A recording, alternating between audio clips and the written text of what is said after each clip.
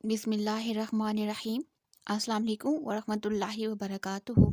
عزیز طلبہ و طالبات، اسٹڈی سیکرٹس میں آپ سب کو خوش آمدید کہتے ہیں۔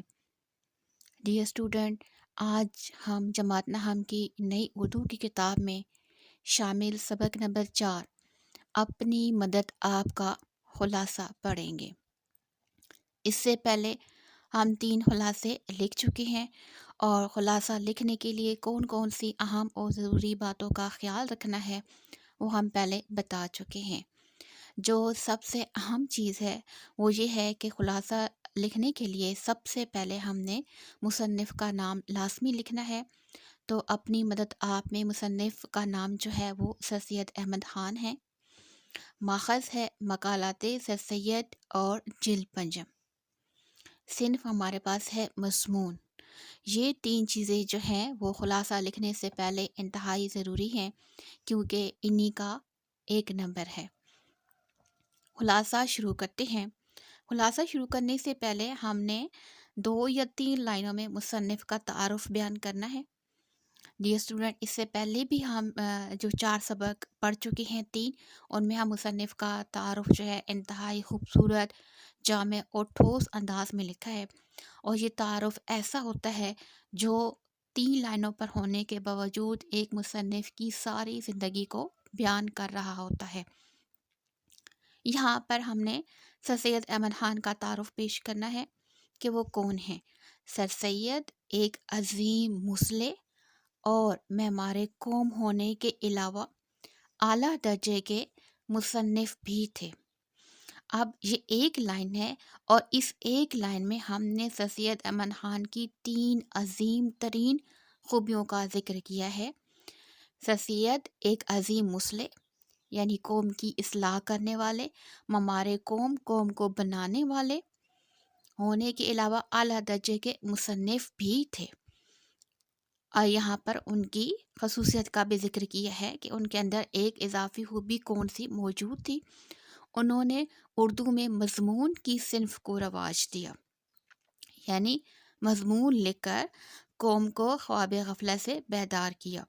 سر سید کا اسلوب نگارش سادہ، آسان، بے ساختہ اور تصنع سے پاک ہے۔ اسلوب نگارش کسے کہتے ہیں؟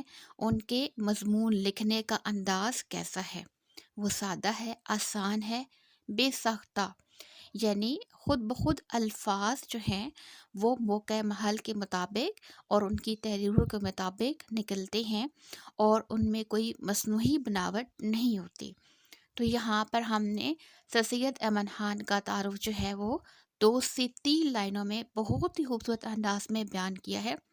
سر سید ایک عظیم مصلح اور معمار قوم ہونے کے علاوہ اعلیٰ درجے کے مصنف بھی تھے۔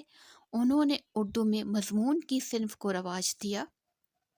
سر سید کا اسلوب نگارش سادہ، آسان، بے ساختہ اور تصنع سے پاک ہے۔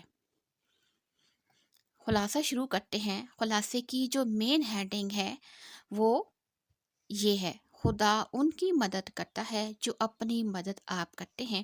ڈیئر اسٹوڈنٹ، یہ جو مین لائن تھی جو پورے سبق کا خلاصہ یا نچوڑ ہے، یا جس کے ذریعے سے وہ ہمیں ایک پیغام دے رہے ہیں، اس لائن کو ہم نے پوائنٹر کے ساتھ لکھا ہے، اس کو ایک نیا رنگ دیا ہے تاکہ ہمارے جو پیپر کی پریزنٹیشن ہے یا خلاصے کا ہے وہ زیادہ خوبصورت اور جاندار لگے۔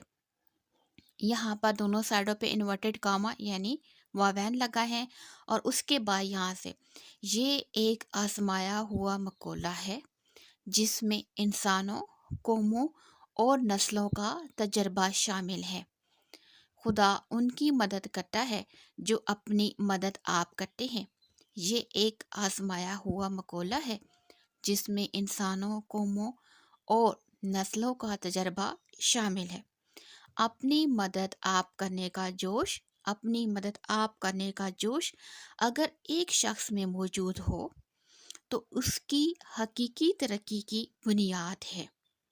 اور یہاں پر ایک شخص کا جو لفظ تھا اس کو ہم نے بولڈ کر کے لکھا ہے تاکہ آپ کو خلاصہ تیار کرنے میں بھی آسانی رہے۔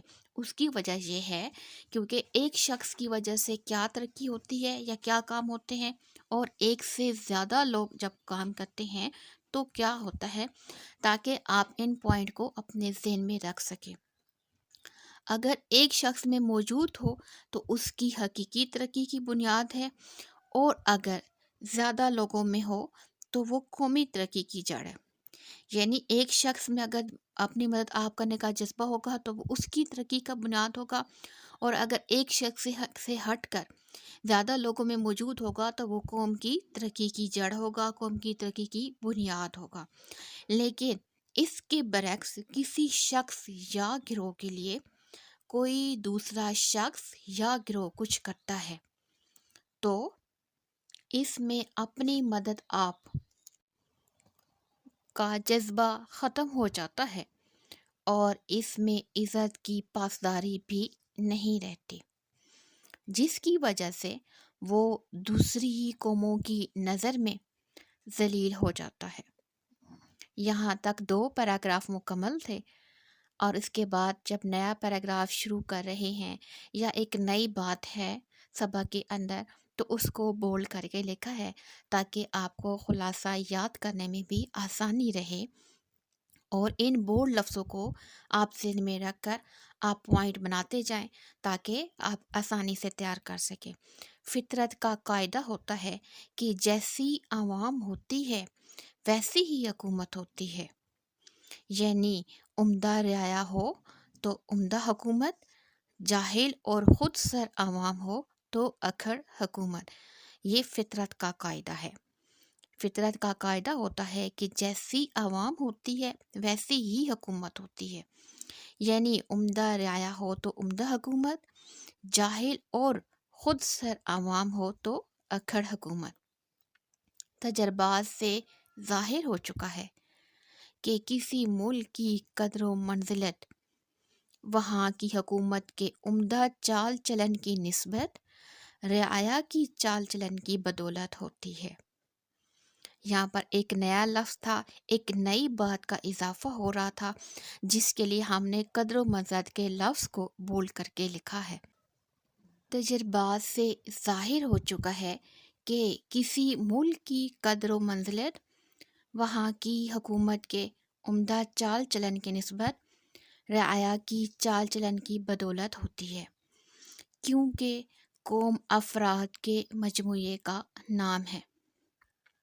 قوم افراد کے مجموعہ کا نام ہے۔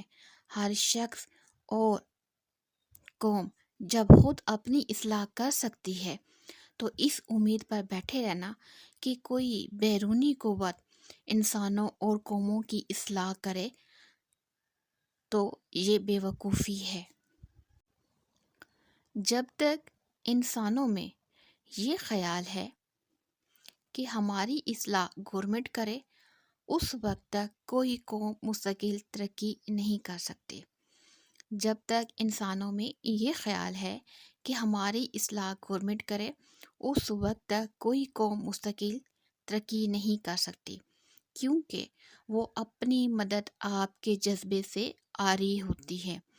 عاری ہونا سے مراد خالی ہوتی ہے، اور دوسروں کے سہارے چلنے والے اپنے پاؤں پر کھڑا نہیں ہو سکتے اور نہ ہی اپنی عزت نفس برقرار رکھ سکتے ہیں۔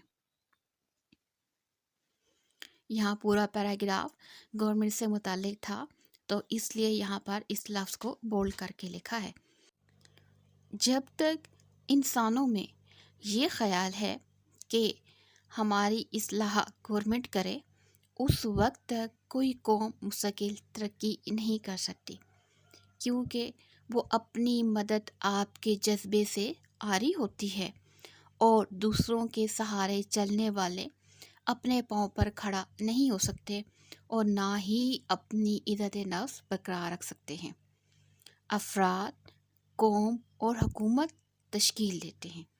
افراد یہ لفظ الگ ہے، اور یہ جو لفظ ہے یہ اگلی 2 چیزوں کو بناتا ہے۔ افراد، قوم اور حکومت تشکیل دیتے ہیں۔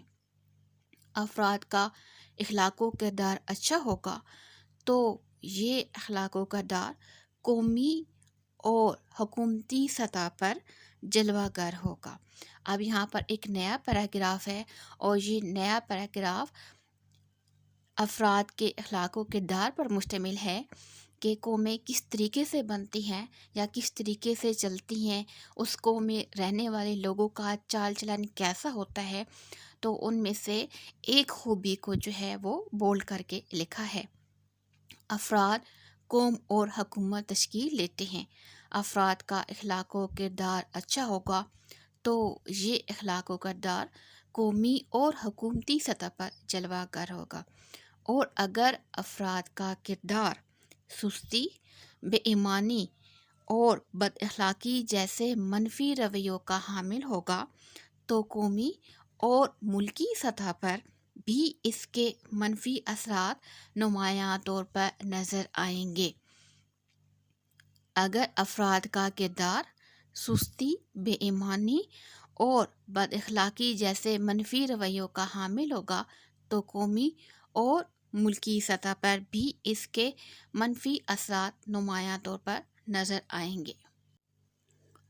اگر ہم اپنی داخلی اور اندرونی خرابیوں کو دور کرنا شروع کر دیں، اگر ہم اپنی داخلی اور اندرونی خرابیوں کو خود دور کرنا شروع کر دیں اور اپنی مدد آپ کے اصول کو اپناتے ہوئے دوسروں پر بھروسہ کرنے کی بجائے اپنی حاجات کو خود پورا کریں تو یہی دانائی ہے۔ یہ ہمارا لاسٹ پیج ریڈنگ کا جو ہے وہ شروع ہے، جہاں پر ہم نے خلاصے کو اختتام کرنا ہے۔ اگر ہم اپنی داخلی اور اندرونی خرابیوں کو خود دور کرنا شروع کر دیں اور اپنی مدد آپ کے اصول کو اپناتے ہوئے دوسروں پر بھروسہ کرنے کی بجائے اپنی حاجات کو خود پورا کریں تو یہی دانائی ہے۔ جبکہ ہاتھ پر ہاتھ رکھ کر سہانے مستقبل اور خضر راہ کا منتظر ہونا نادانی، نااہلی اور کمزوری ہے۔ جبکہ ہاتھ پر ہاتھ رکھ کر سہانے مستقبل یعنی اچھے مستقبل اور خضر راہ کا منتظر ہونا یعنی کوئی آ کر ہماری مدد کرے نادانی، نااہلی اور کمزوری ہے۔ عہد ماضی یعنی گزرے ہوئے زمانے میں عہد ماضی انسانی محنت اور استقلال کا آئینہ دار ہے۔ انسان نے سینکڑوں سالوں کی ترقی کا یہ سفر محنت کے بھروسے پر طے کیا ہے۔ یہاں پر ہمارے آباء و اجداد کا ذکر ہے جنہوں نے ہمارے لیے اتنا اچھا مستقبل بنایا ہے۔ عہد ماضی انسانی محنت و استقلال کا آئینہ دار ہے۔ انسان نے سینکڑوں سال کی ترقی کا یہ سفر محنت کے بھروسے پر طے کیا ہے۔ ہمارے اسلاف یعنی ہمارے بزرگ آباء و اجداد جو حکیم، فلسفی، ریاضی دان، کسان اور مزدور طبقہ سے تعلق رکھتے ہیں، وہ مسلسل محنت پر یقین رکھتے ہیں۔ ہماری موجودہ ترقی انہی لوگوں کی مرہون محنت ہے۔ ہماری انفرادی ایمانداری، محنت اور لگن ہماری اجتماعی زندگی پر ہی اثر انداز نہیں ہوتی بلکہ اس کے مثبت اثرات آئندہ نسلوں تک بھی فروغ پاتے ہیں۔ یعنی ہم آج جو محنت کرتے ہیں اس محنت کا تعلق جو ہے وہ صرف ہماری ذات تک محدود نہیں رہتا بلکہ اس کے مثبت اثرات آئندہ نسلوں تک بھی فروغ پاتے ہیں۔ اس لیے ہمیں اپنی مدد آپ جیسے اچھے اعمال کو اپنانا ہوگا تاکہ دنیا میں معزز اور محترم قوم کے حوالے سے اپنی شناخت قائم کر سکیں۔